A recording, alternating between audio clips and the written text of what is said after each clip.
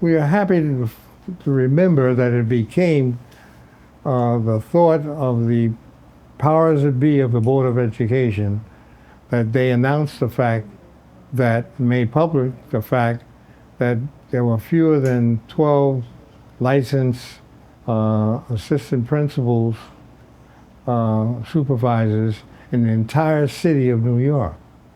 And thus, that stimulated Fordham University to seek a grant, and they received a grant from the Ford Foundation. This was a design to teach us, to give us the theory and background of becoming a creditable principal or assistant principal, supervisor in the city of New York.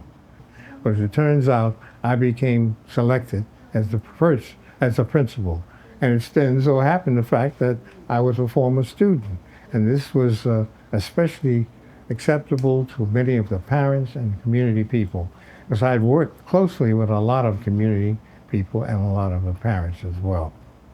So that was the beginning of my tenure as principal. I stayed there for 13 years.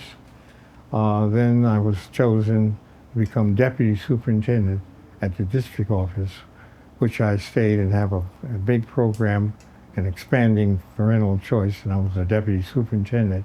And that was a very successful program, garnering the support of principals, assistant principals, and community people. And at the same time, we were trying to teach and give some tutorship to young, to persons who are aspiring to become assistant principals and principals.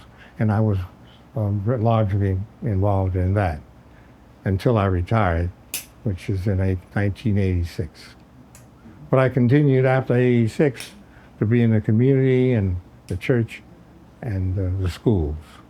And one of the important things I just wanted to add is that as I retired, one of the persons who was formerly a student at Douglas, who came back to teach at Douglas, and he was so good in what he was doing, I was principal, and I felt that he should be dean, and made him dean. That was Edward Lilly, made him dean of students, along with two other deans. He became a dean, and then he served for about 2 or 3 years after he was serving as a teacher.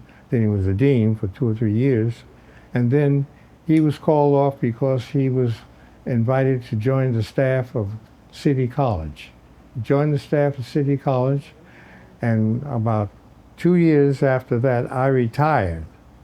And as I retired, he turned and hired me as one of his professors, and he was in charge of all of that. And here we had one of the former students of Douglas, going through Douglas as a teacher, coming back and becoming a dean, leaving there, and then rehiring his principal, retired, as one of his workers. So I thought that was just so wonderful. So as I felt, I've been very, very fortunate.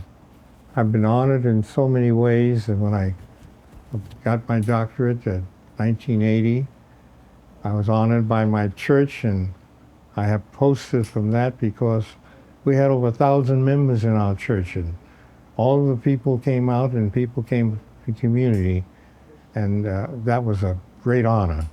And then when I retired, it was a great honor because we had so many people from all over the city that came and recognized some of the work that I had done, and I felt I had done a good job, and made me feel good.